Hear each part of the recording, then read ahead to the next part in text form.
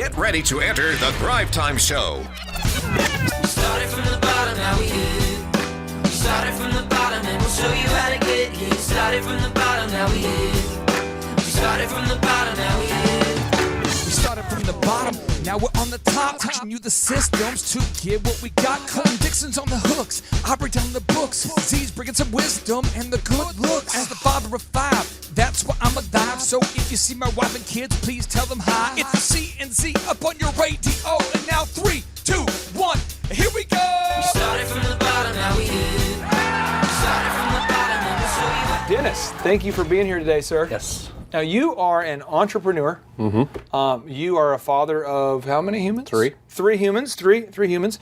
And what kind of business do you have? I call it a social adventure versus a social venture. Basically what we do is we're kind of like a newspaper or a TV station, but we only use social media. So we're constantly like, the second something happens, we flip it out through all of our mediums. We're really a curator of content, because if you live in a town, there's 500 Facebook pages you could follow to find out what's going on at the library and the blah blah blah. So what we do is we try to curate all that content down to simple lists so that everyone knows what's going on, the good stuff that's happening in town, that sort of thing. So if I lived in a small town or a large town, I could maybe just go to that one Facebook page, let's say, and see one website and see all the updates that you're providing. Yes. What's the domain of your company? Hey, HEYBA, Broken Arrow, OK.com. Okay. So heyba.ok.com. Yep. Now, today we're talking about creating your own momentum and 3 principles that will help you to create more momentum. And we're going to sprinkle in a little bit of budgeting talk in here too, because we want to make sure it's as helpful for you as possible. So principle number one to create your own momentum is you must believe that you have to create your own momentum. You have to believe it. You have to know the Calvary's not coming. Now this is huge, okay? So we have to believe that we are going to create. We have to believe that we are going to create our own momentum. Well, what does that mean?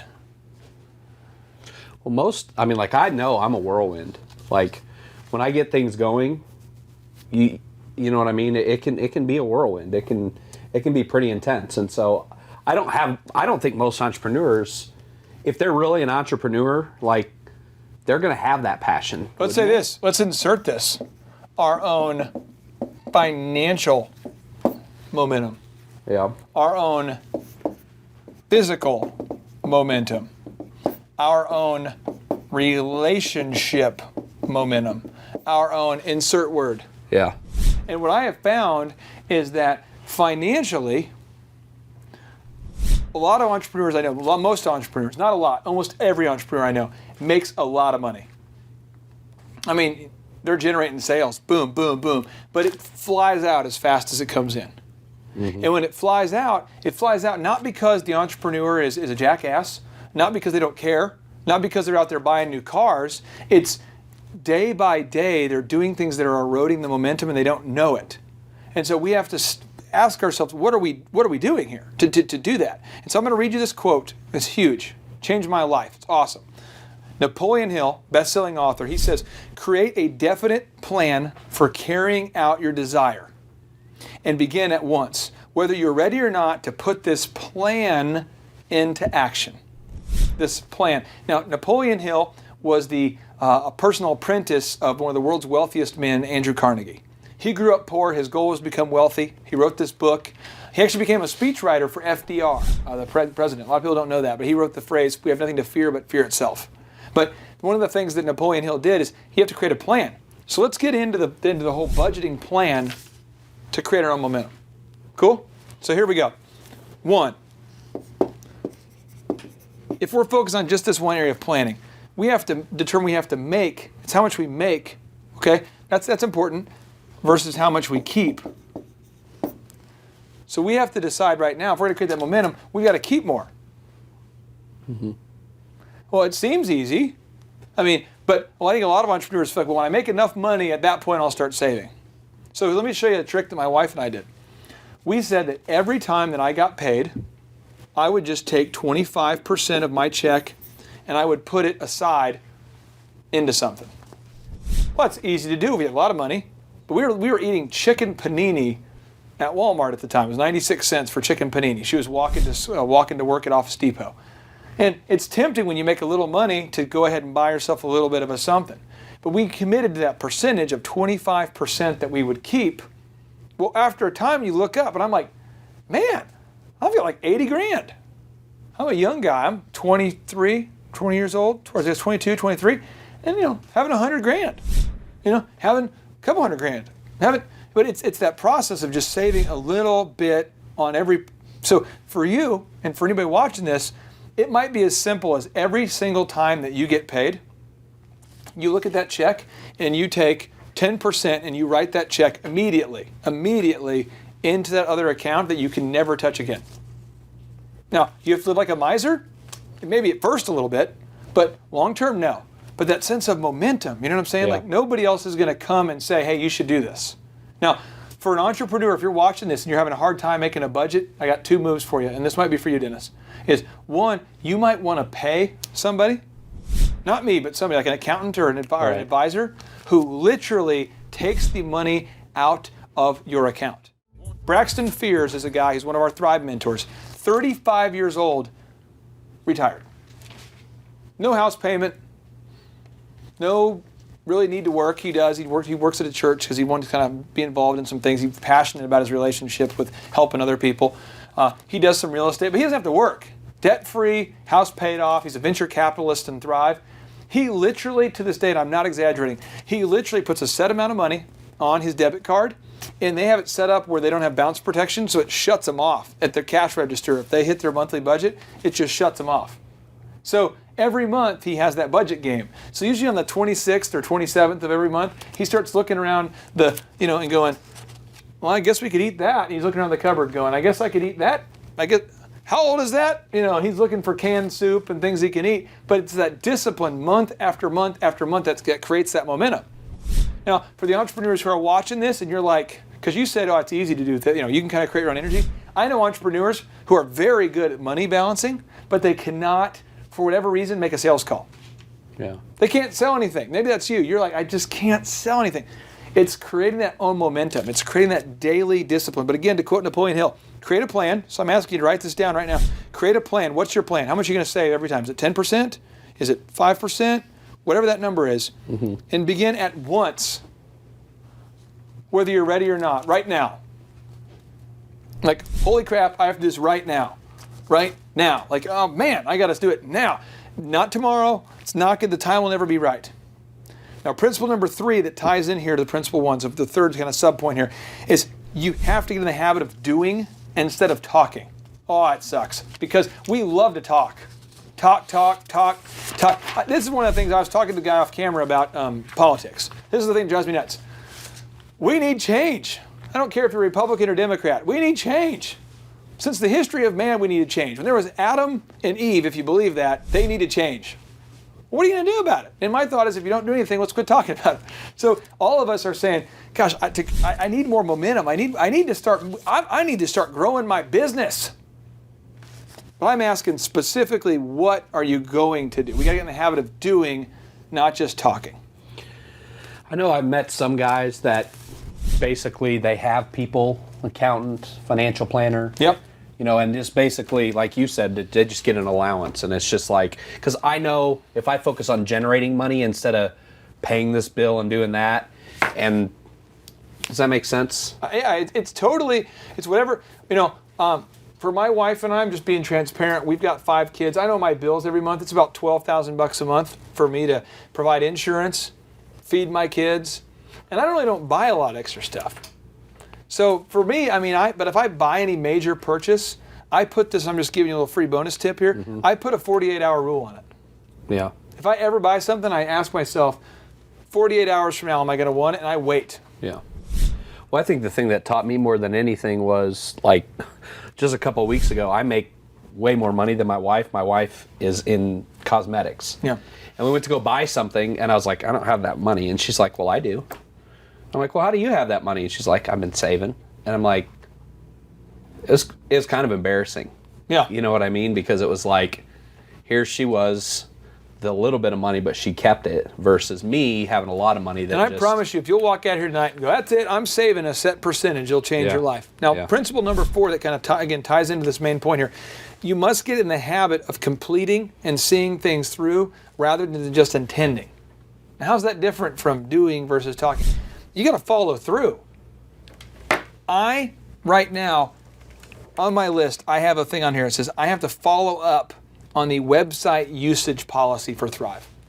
It's probably the 10th time I followed up on that item alone. Keep following up. Why? Because it's a complicated issue. But a lot of people, once it gets complicated, we stop. So to create that momentum, we got to follow up, like a battering ram, just hitting the door until it opens up. For venture capital, I'm not exaggerating. I've probably called, I know on the list we had over 400 different venture capital firms or contacts to go after. And you just keep going and going and going until it gets through. But most people might call a few and then they stop. Most people might save for a few weeks and then they stop. Most people go to the gym once when they stop. We got to find that consistency. Moving on to principle 5, we're going to have to come to grips with the fact that where we are right now, where we are, because of what we did. And again, this all we got to. So wherever you're at right now, it's because of what you've been doing, not because of like some other thing. And I used to say stuff like, well, it's the economy. I was raised that way. Yeah, I hate hearing that. This is one of my favorite ones to say. I love to say this. The reason why I'm just not good with my kids in this is because that's just the way I was raised. Or the reason why I do this is because that's just what I do. That's just how I've been. That's just but we have to change. If we're going to create momentum, we've got to change that. So every guidance counselor in America is going to look a kid in the eye and say, you have potential. I don't know any guidance counselor who says, you are an intender. You will never do anything with your life because you've never done anything with your life. You are a straight C student, which indicates you don't have any diligence. And because you don't have diligence, poverty is probably what you deserve and what you will have. So have a good day. They don't say that. They all say, you have potential. You need to focus. We have potential. I mean, everyone says that, right? Isn't that kind of the nice thing to say in America? You've got potential. To me, potential is just things you haven't done yet. But I don't want to hear about potential. I want to hear about what are we doing. And that's the biggest thing. And I'm going to read you this quote that just blows my mind. Here we go. Chet Holmes, Ultimate Sales Machine author. The missing ingredient for nearly all 1,000 clients that I have personally or that I've worked with directly to improve their business is pig-headed discipline and determination. We all get good ideas at seminars and from books, radio talk shows, and business building gurus. The problem is that most companies don't know how to identify and adapt the best ideas to their businesses. Implementation, not ideas, is the real key to success. We have this culture, and it's I would say it's not American, it's just worldwide, that we believe that knowledge is power. No, knowledge is just potential power. Having a car doesn't mean anything. It's having gas in the car and going somewhere. And so what we've got to do is we got to create our own momentum by really buckling up here, and we have to believe that it's up to us. We have to create our own momentum. We have to do it. That's you. I have to do it. Now, principle number 2 is successful people think like this. Successful people think like this, okay? Principle number 2, successful people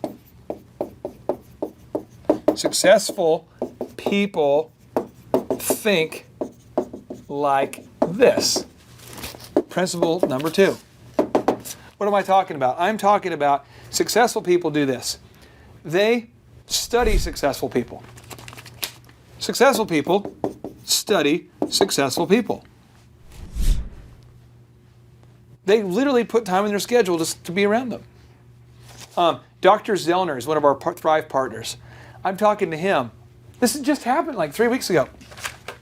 He's literally telling me that my goals for my life are weak.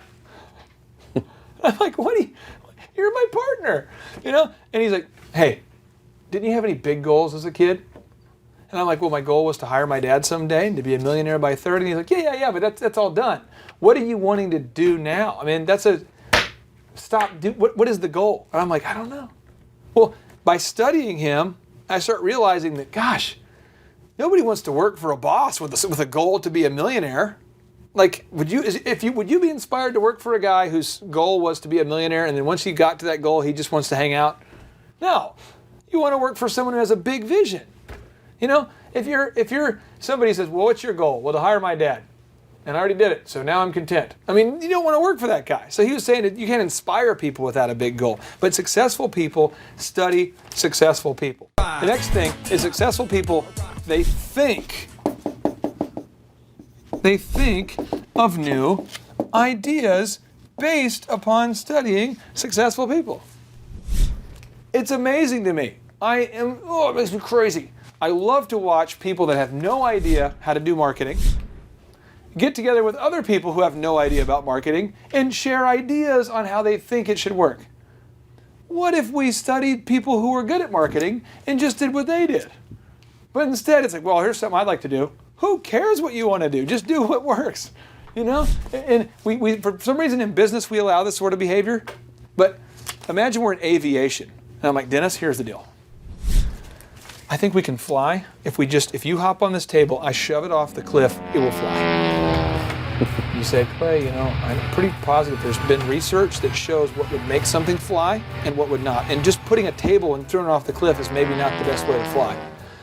Well, I haven't done my research, but I've talked to some other people who don't know aviation, and this is what we think we should do. It's stupid, but this is how businesses are done. I fight it in my own businesses. I see a bunch of people coming up with dumb ideas. Like, have any one of you guys read a book on this subject? Nope. Well, then can we shut up? I mean, it's just unbelievable. So it's important that we study successful people and then we think of the ideas based upon these. Point number 3 here. Successful people write things down. They turn their thoughts into things.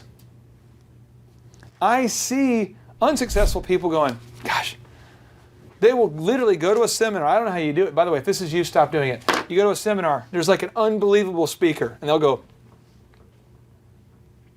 oh yeah, Sometimes they'll even do like the amen thing. Oh yeah, all right, that's so true, brother.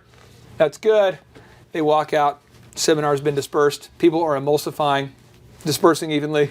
They're leaving, and people will, then their wives, their husbands will say, what'd you learn at the conference? Some good stuff. Their friends will say, what did you learn at the conference? I got some good things, some good ideas.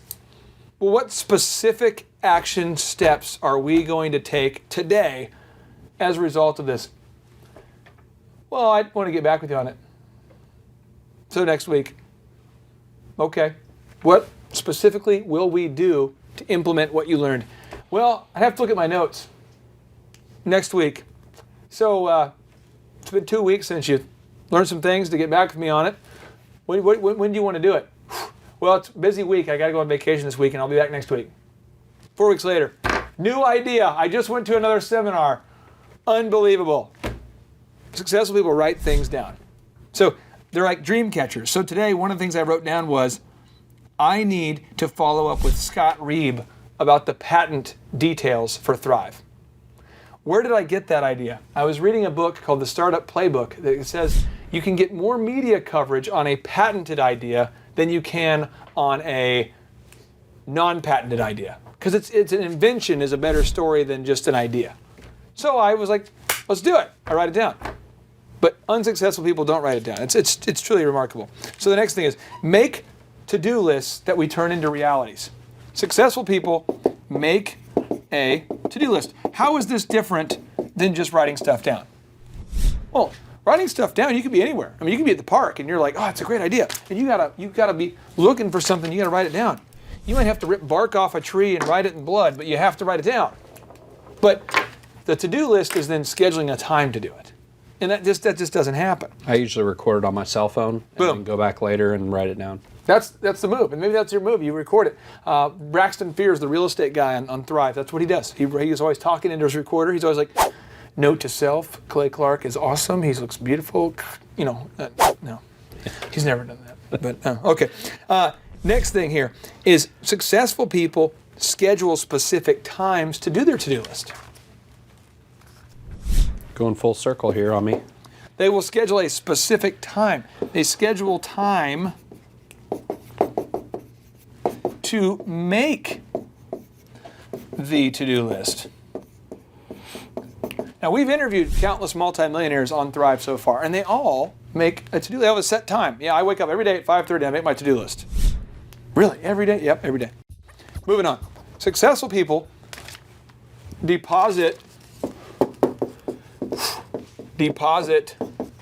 results in the bank. Uh-oh, Bobo. Deposit. Man, I'm really struggling with writing the English language. Okay, deposit results in the bank. So, this is highly offensive, I'm sorry, but if your ideas are working, I challenge you, how much money are you depositing in the bank? If they're not working, then you won't put any money in the bank. Do not tell me that they're working and you're just not making money yet. Because I promise you, that's been your story for 20 years, whoever you are. That just happens. So they deposit the results. That's how they keep score. If more money's coming in than coming out, then I'm good. So as it gets into the budgeting thing, if the plan's working, then keep doing it. But if it's not working, you're going to have to make changes in that area. Mm-hmm. Now, the third rule here is the third principle here we're going to teach here about creating your own momentum is you want to be aware that unsuccessful people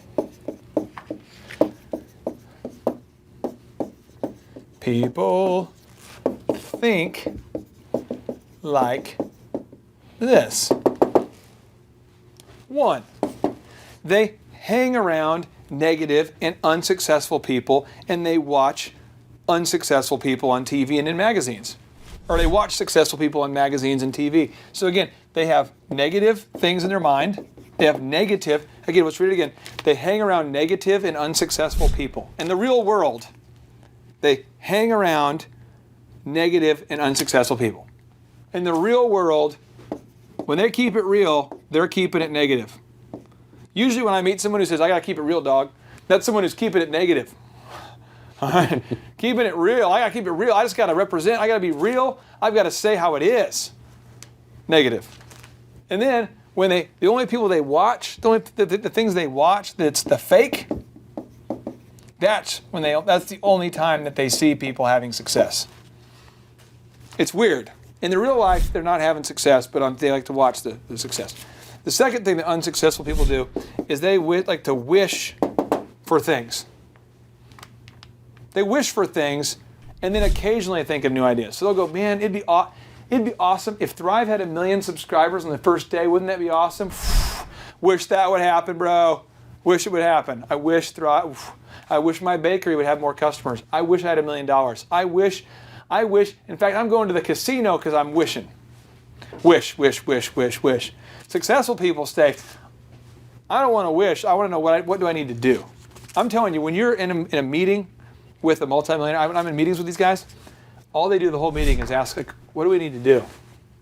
What needs to be done?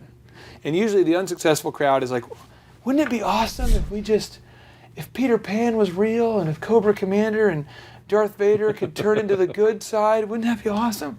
I wish that could happen. That would be awesome. What if we, and you're like, bro. Due to limitations of time, space, coding, web development, realities, the fact that unicorns can't actually populate the planet, that's like it can't happen. Oh, but it would be awesome if it did? Awesome. The guy who we hired who used to smoke a lot of pot that worked for us, he used to talk about, wouldn't it be awesome if people didn't have to worry about money? Oh, it'd be awesome. Wouldn't that be awesome, bro? I'm like, what? Wouldn't it be awesome? I mean, bro, just for a minute, let's just pretend that we're not so grounded in this reality. Wouldn't that be awesome? That's a thought that an unsuccessful person would not have. So you have to get away from that. The third is unsuccessful people habitually do not write things down.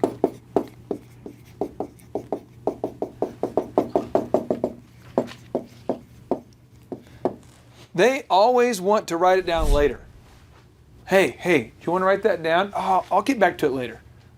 It's a bias of like tomorrow. And you've probably heard this there, Dennis, but there's Monday, Tuesday, Wednesday, Thursday, Friday, Saturday, Sunday, but someday never comes. Mm-hmm. Someday, you gotta write it down. You gotta write it down immediately. The fourth thing here is unsuccessful people do not have to-do lists on them. They don't have them. They don't. Where's your to-do list? Oh, I got it at my house. I got it on my computer. I got it on my, what's the new one now? Is it Evernote? I've got it on my Evernote. And then you're like, okay, that's cool. Evernote's a good technology. And then they'll say, but it's also on my Gmail. Okay. And it's also on my phone, and it's also in my car, and it's on the Post-it notes. You got to have that one. Yeah. You got to have that one list. And the final thing that unsuccessful people do is they never, ever discuss when. They never want to discuss when something needs to be done or who needs to do it. They love to just talk about the general idea. Mm-hmm.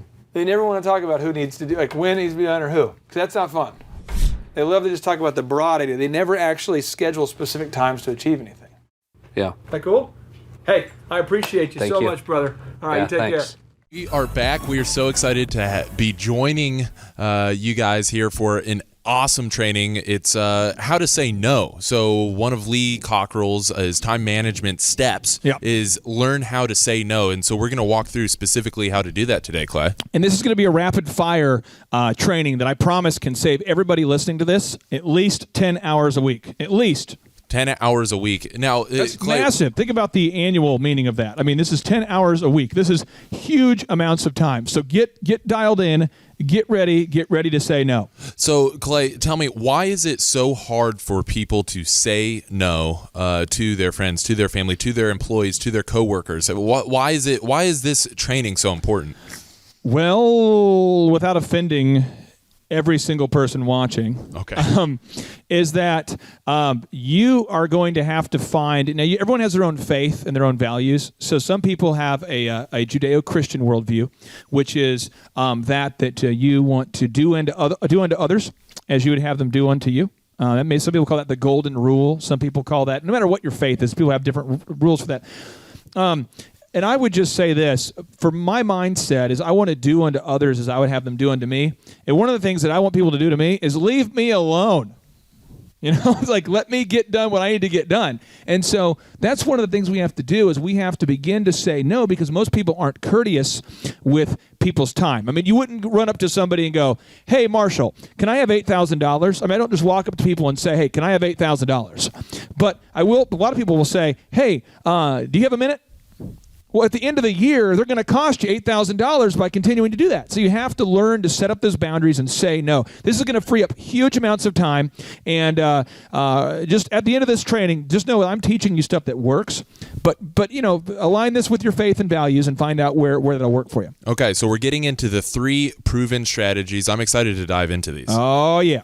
Okay, so the first strategy that we are getting into is how to say no. The first attempt to say no. When first saying no, attempt to do so with respect and kindness. Avoid dishonesty and huge details when saying no. Clay, break this down for us. Well, what you want to do is when you say no, you want to be kind to people. People like me who struggle with empathy, you need to take note of this. Take note of this.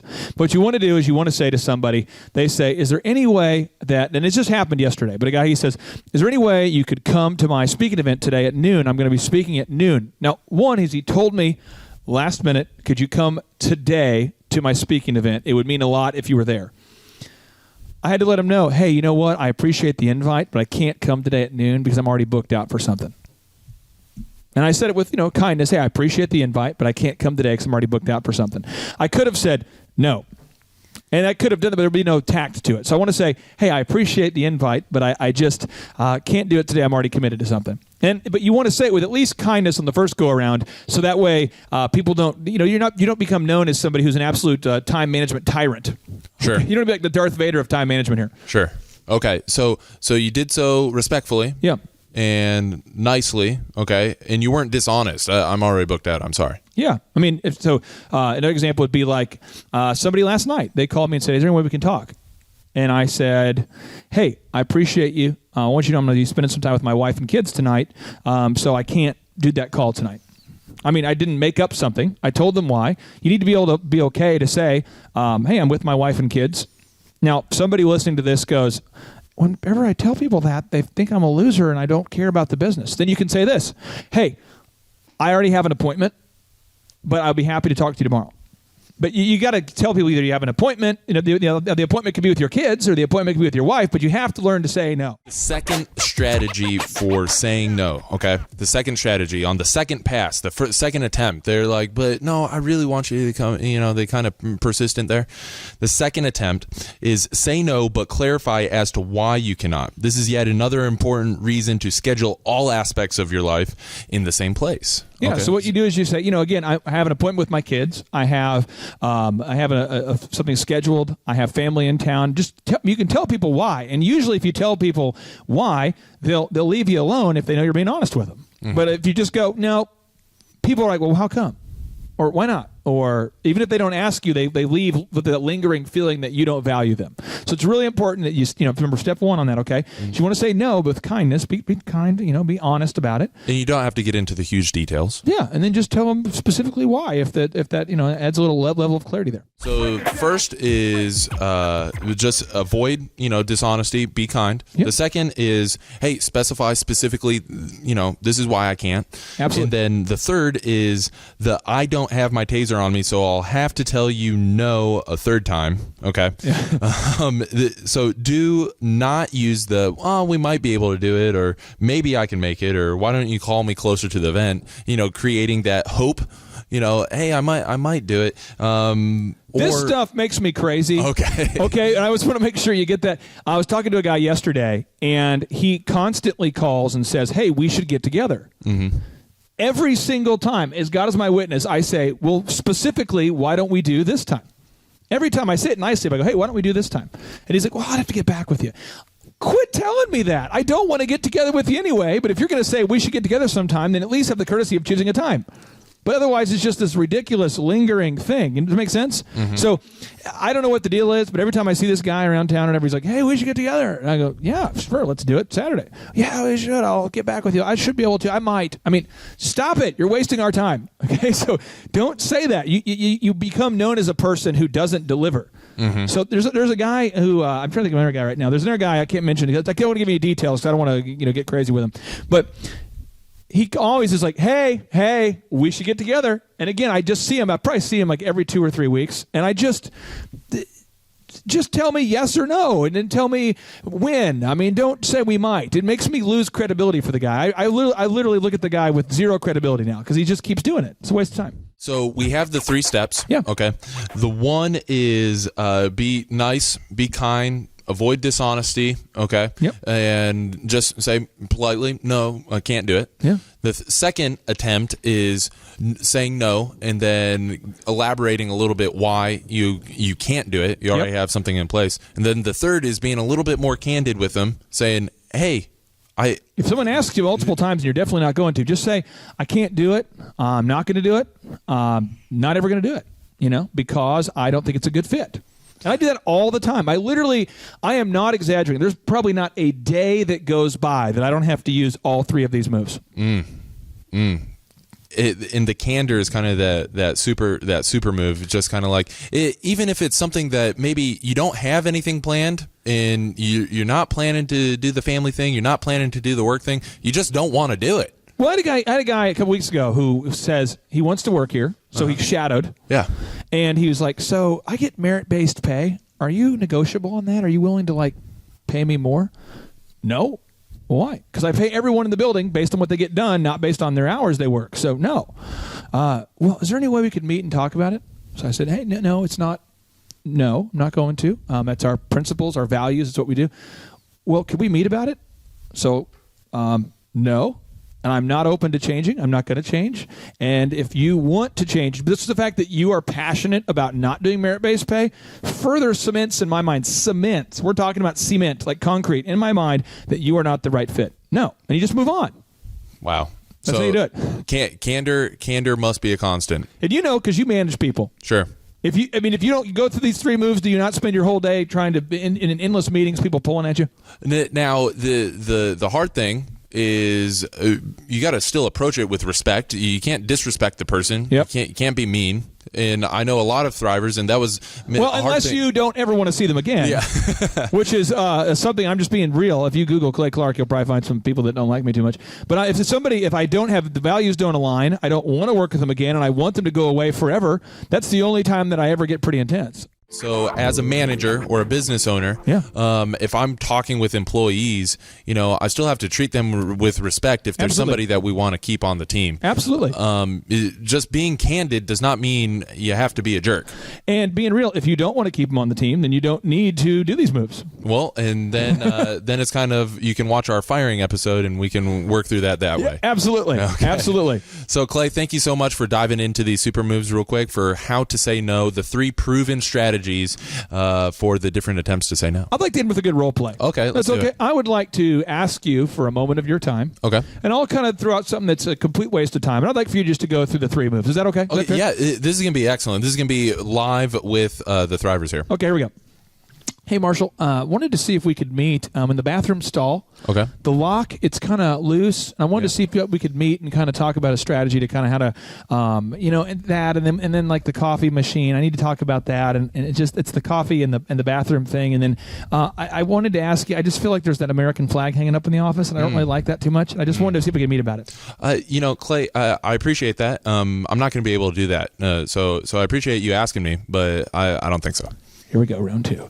Well, why? I mean, I just feel like, the American flag thing, it's kind of offensive. And then you've got, it's a huge American flag in the office. It's kind of offensive. And then, the bathroom, it's just the little thing that jiggles a little bit. And then the coffee, we need to get a different kind of coffee in there. I feel like a lot of people want organic, more organic, kind of stuff. And like, there's a really awesome new organic drink we could get. And I feel like we should have those. Oh, Clay, and I understand that might be a problem for you, but I'm actually booked with clients the rest of the day. And tomorrow is going to be crazy busy for me, so I don't think we're going to be able to have that meeting. I'm already booked out. Round 3. Well, but the thing is, the flag, it's like so big and it's so offensive. I mean, so many people are like, I love, like the Soviet Union, and I love Japan, and you have the American flag, and it's just offensive. And then you've got in the bathroom, it jiggles, and then you don't have the organic coffee. I just feel like the organic coffee, I can't work under these conditions, Marshall. When can we meet? Well, Clay, I appreciate you telling me, but I really don't care how you feel about the American flag, because we are very patriotic here in the office. I don't care what you think about the coffee, and this 2-minute conversation is already 2 minutes more than I want to spend talking about this, so please go get back on task. Okay. Boom! That was awesome, Thrivers. That's textbook. That's the 3 moves. That's the 3 moves. You do that all the time. You were ready. You were ready for that. That was unbelievable. That wasn't even a role play. That was real life. That was real stuff right there. Except I'm not the one usually bringing up those crazy ideas. Yeah, those crazy ideas. That happens, does it not? It happens every single day. Every day. I mean, every day you do this. Every single day. And so, Thrivers, find somebody in your office that you could maybe role play through those 3 different moves. Yeah. 3 different moves, kind of escalating, and he gets a little bit more candid every single time. But that's going to be super helpful for managers or employees dealing with coworkers. Yeah. Or, anybody on a daily exchange. It's a really good way. Get your time back. Get your time back. Take back the night. To quote Justin Timberlake. Take back the night. We always like to Take back the night. Work in a shameless JT reference whenever we can. Take back the night. So thank you, Thrivers. The number of new customers that we've had is up 411% over last year. We are Jared and Jennifer Johnson. We own Platinum Pest and Lawn and are located in Owasso, Oklahoma. And we have been working with Thrive for business coaching for almost a year now. Yeah. So what we want to do is we want to share some wins with you guys that we've had by working with Thrive. First of all, we're on the top page of Google now. Okay. I just want to let you know what type of accomplishment this is. Our competition, Orkin, Terminex, they're both $1.3 billion companies. They both have 2,000 to 3,000 pages of content attached to their website. So to basically go from virtually non-existent on Google to up on the top page is really saying something. But that's come by being diligent to the systems that Thrive has, by being consistent and diligent on doing podcasts and staying on top of those podcasts to really help with getting up on with their listing and ranking there with Google. And also we've been trying to get Google reviews, asking our customers for reviews. And now we're the highest rated and most reviewed pest and lawn company in the Tulsa area. And that's really helped with our conversion rate. And the number of new customers that we've had is up 411% over last year. Wait, say that again. How much are we up? 411%. Okay, so 411% we're up with our new customers. Amazing. Right. So not only do we have more customers calling in, we're able to close those deals at a much higher rate than we were before. Right now, our closing rate is about 85%, and that's largely due to, first of all, like our Google reviews that we've gotten people really see that our customers are happy, but also we have a script that we follow. And so when customers call in, they get all the information that they need. That script has been refined time and time again. It wasn't a one and done deal. It was a system that we followed with Thrive in the refining process, and that has obviously the 411% shows that system works. Yeah. So here's a big one for you. So last week alone, our booking percentage was 91%. We actually booked more deals, more new customers last year than we did the first 5 months. Or I'm sorry, we booked more deals last week than we did the first 5 months of last year from before we worked with Thrive. So again, we booked more deals last week than the first 5 months of last year. And it's incredible. But the reason why we have that success is by implementing the systems that Thrive has taught us and helped us out with. Some of those systems that we've implemented are group interviews. That way we've really been able to come up with a really great team. We've created and implemented checklists. That way everything gets done and it gets done right. It creates accountability. We're able to make sure that everything gets done properly, both out in the field and also in our office.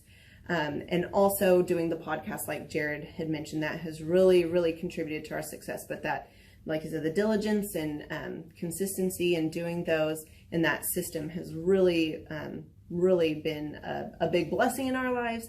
And also, it's really shown that we've gotten the success from following those systems. Yeah. So before working with Thrive, we were basically stuck. Really no new growth with our business. And we were in a rut and we didn't know. The last 3 years, our customer base had pretty much stayed the same. We weren't shrinking, but we weren't really growing either. Yeah, and so we didn't really know where to go, what to do, how to get out of this rut that we're in. But Thrive helped us with that. They implemented those systems. They taught us those systems. They taught us the knowledge that we needed in order to succeed. Now it's been a grind. Absolutely, it's been a grind this last year.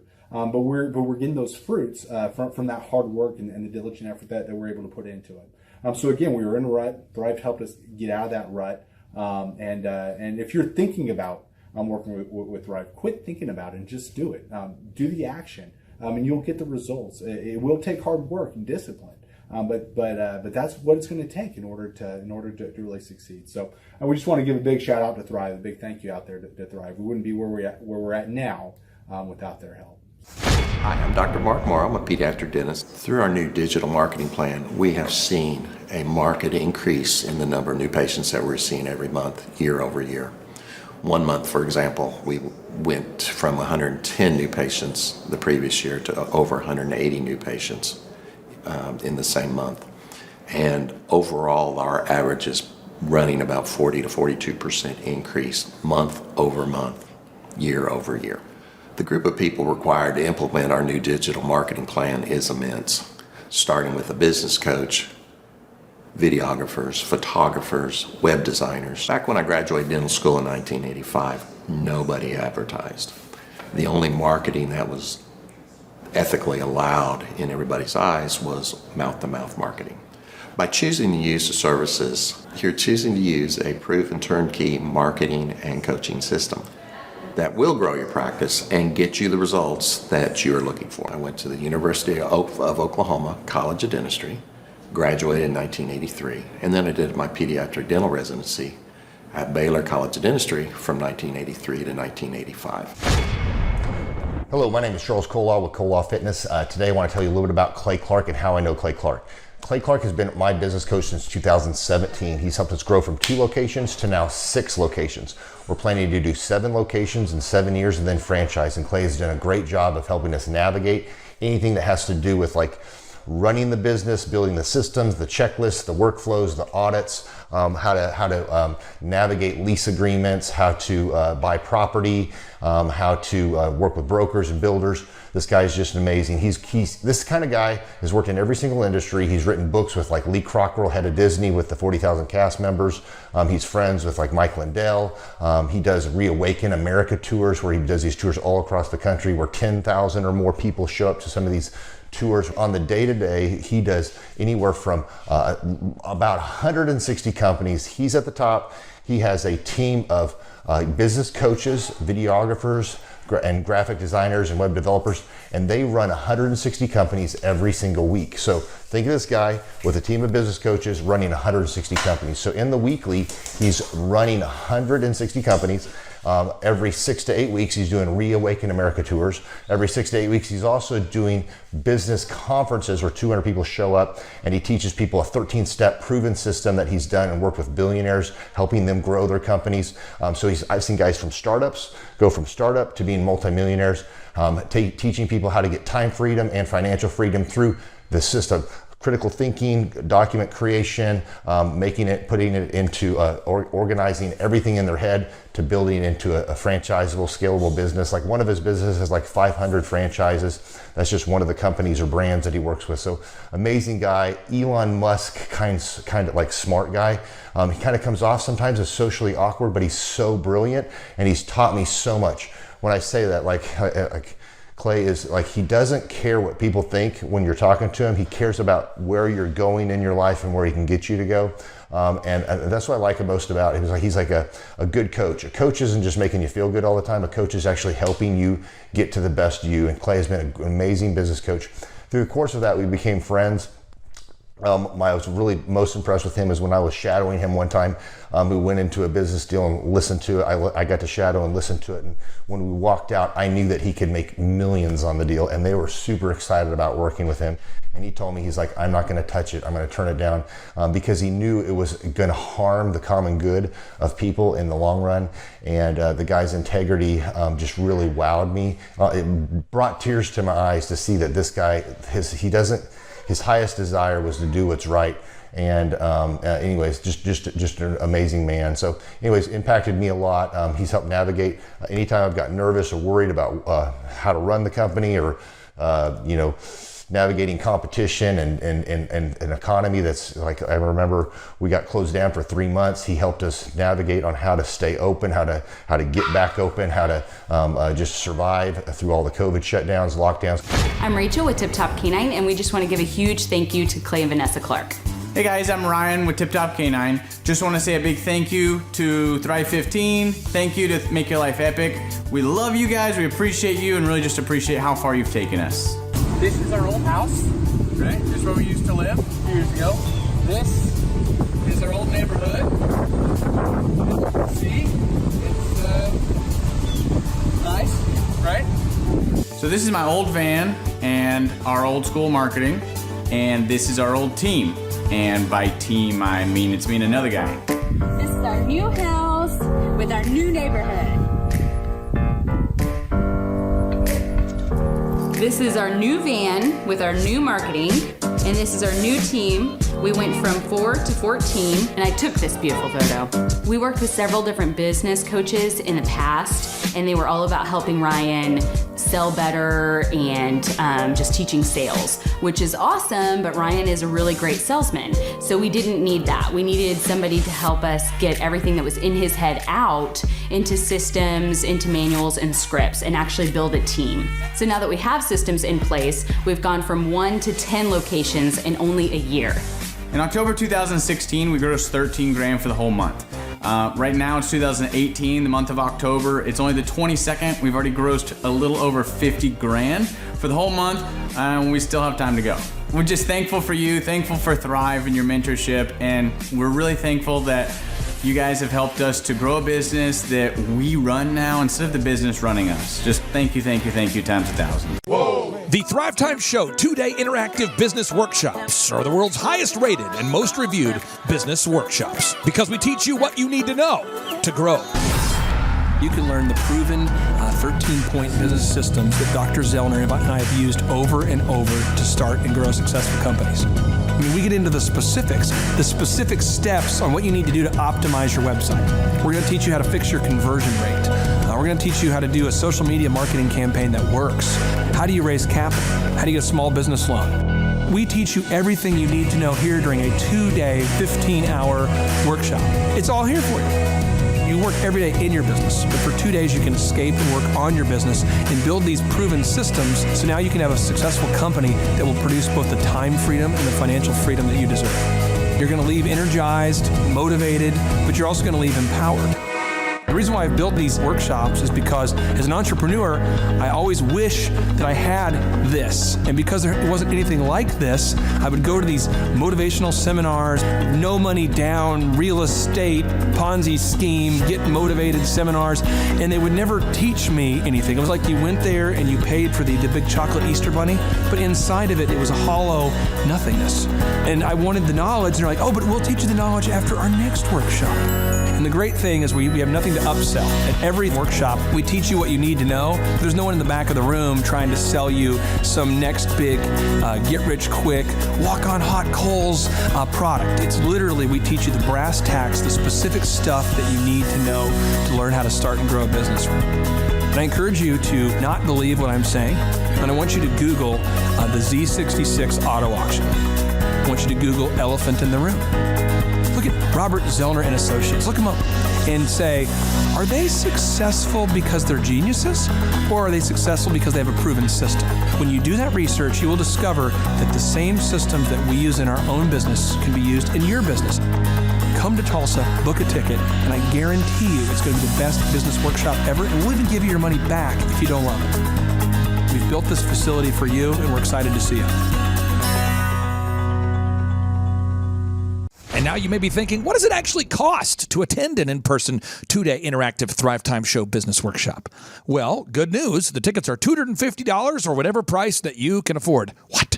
Yes, they're $250 or whatever price you can afford. I grew up without money, and I know what it's like to live without money. So if you're out there today and you want to attend our in-person 2-day interactive business workshop, all you got to do is go to thrivetimeshow.com to request those tickets. And if you can't afford $250, we have scholarship pricing available to make it affordable for you.